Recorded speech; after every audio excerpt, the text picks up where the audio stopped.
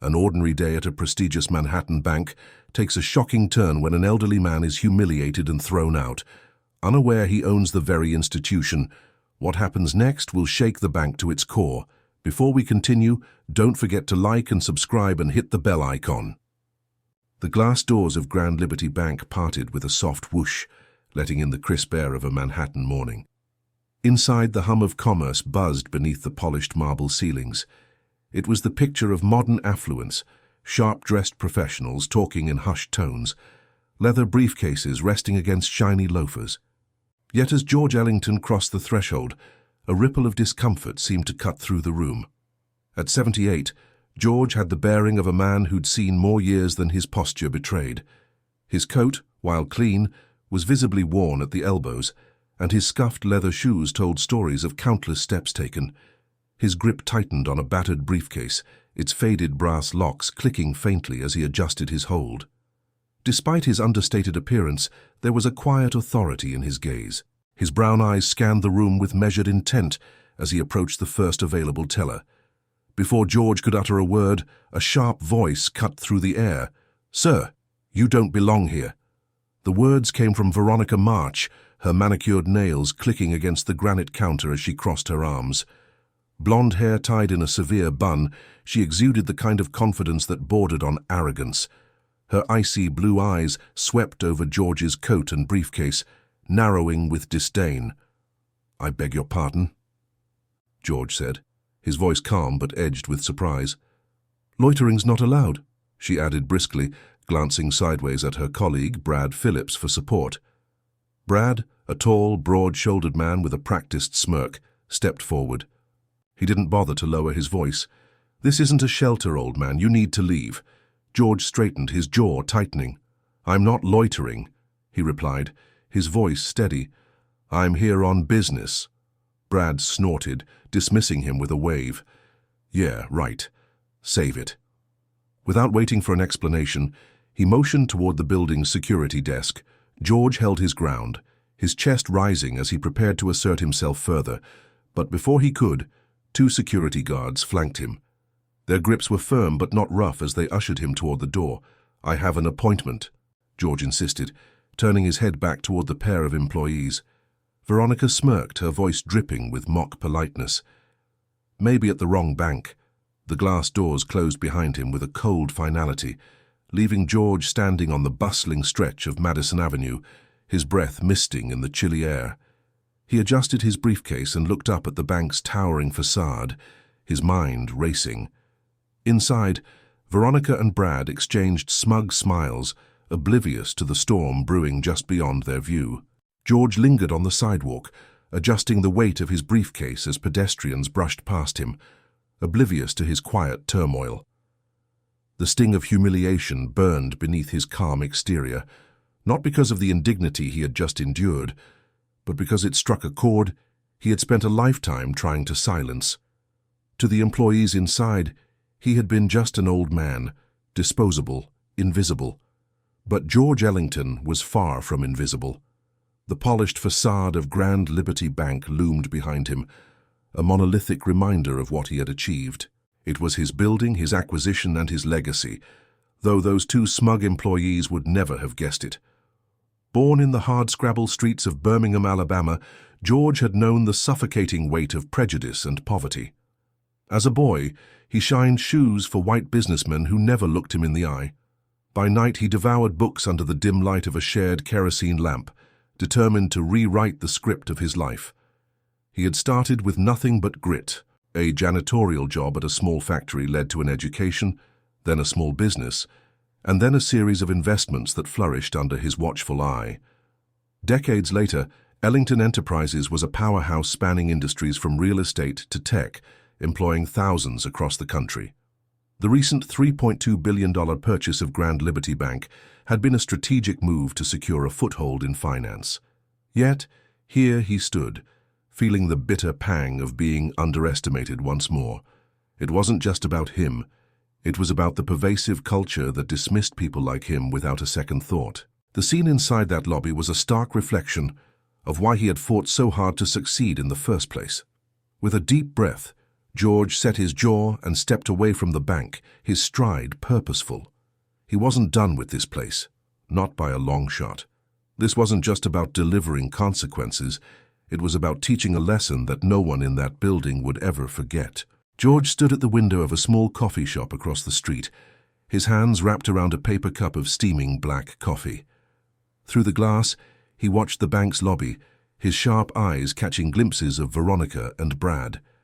They were leaning against the counter, laughing, their exaggerated gestures leaving little doubt about the target of their jokes. A gay pang of anger rippled through him, but he forced himself to focus. He'd spent his life learning to channel anger into action. He thought of those nights in Birmingham, where the smell of fried chicken from the diner he couldn't enter had taunted his empty stomach. He remembered the whites-only signs that marked not just doors, but the limits of opportunity. Those memories weren't scars, they were fuel. Today, he would use them. He considered storming back in and exposing the truth. A single sentence, "I own this place," would wipe the smirks off their faces and leave the rest of the staff scrambling to save their reputations. But it wasn't enough.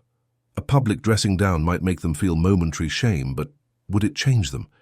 Would it ripple through the bank, altering the culture that allowed people like Veronica and Brad to flourish unchecked?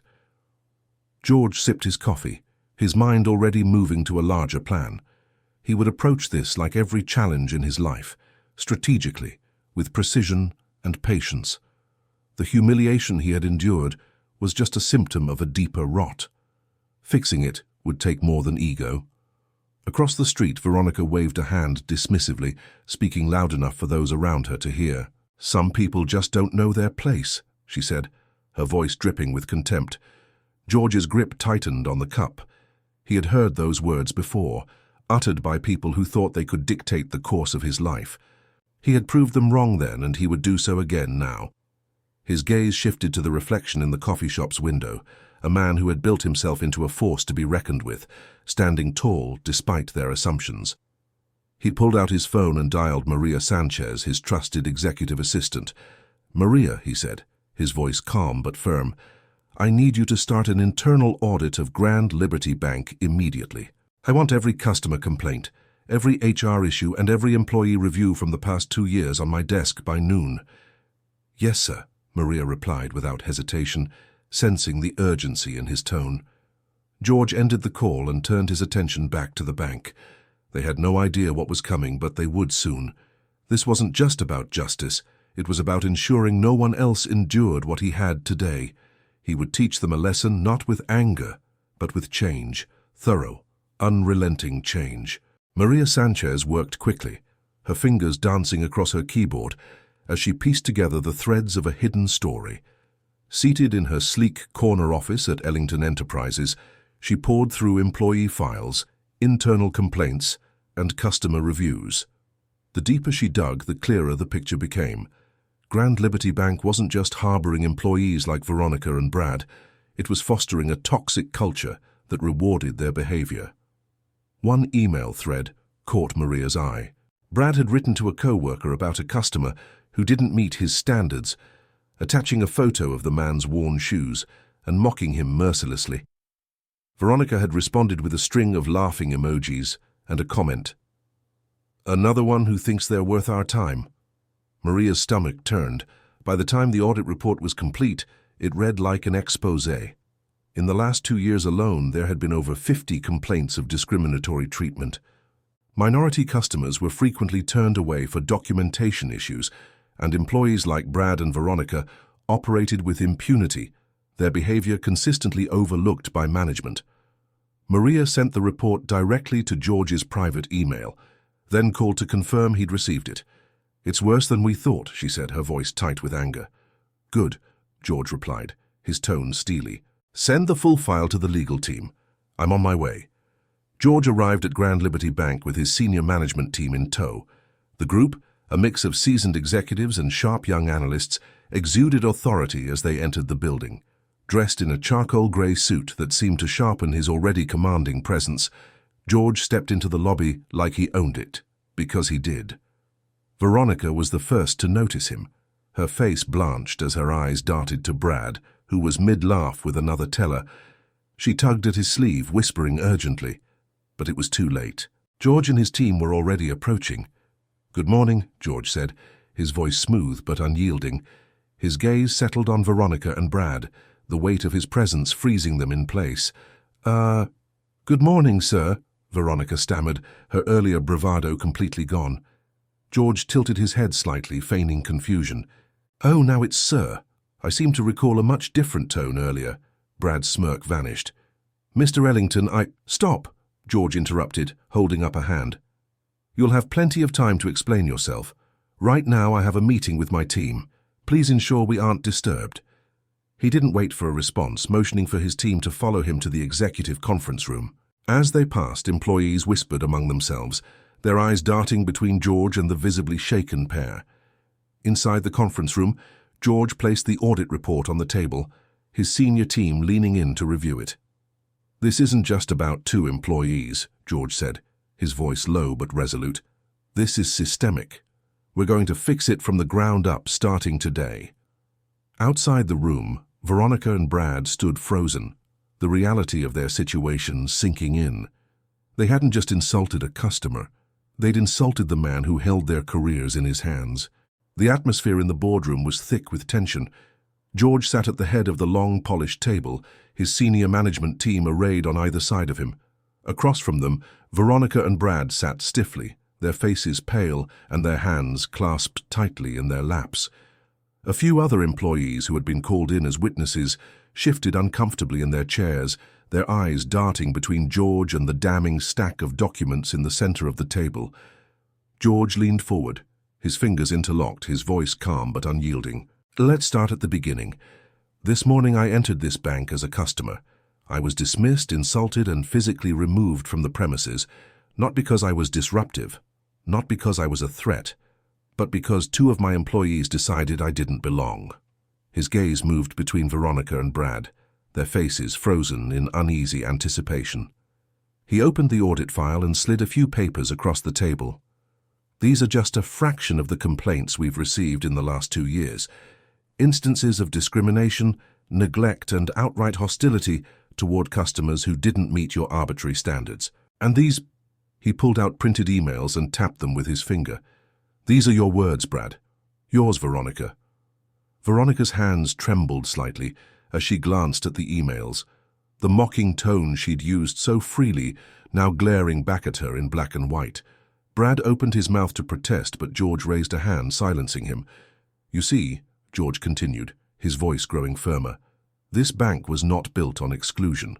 Grand Liberty Bank was founded to serve all people, regardless of their race, background, or how much money they have in their accounts. That's why I bought it, to preserve and expand that mission. But today, I saw employees who care more about their own egos than the values we stand for." The room was silent, the weight of his words pressing down like a heavy fog. Brad stammered, "Mr. Ellington, I didn't realize—" "No," George interrupted, his tone sharp. "You didn't care, that's the problem. And it stops now." Veronica's bravado crumbled. Her carefully constructed confidence dissolved into visible shame, her eyes cast downward. "I'm sorry," she whispered, the words barely audible. George regarded her for a moment before speaking again, his voice softer but no less resolute. "I don't need your apologies. I need actions. I need change." The room remained silent, the gravity of George's words settling over everyone present.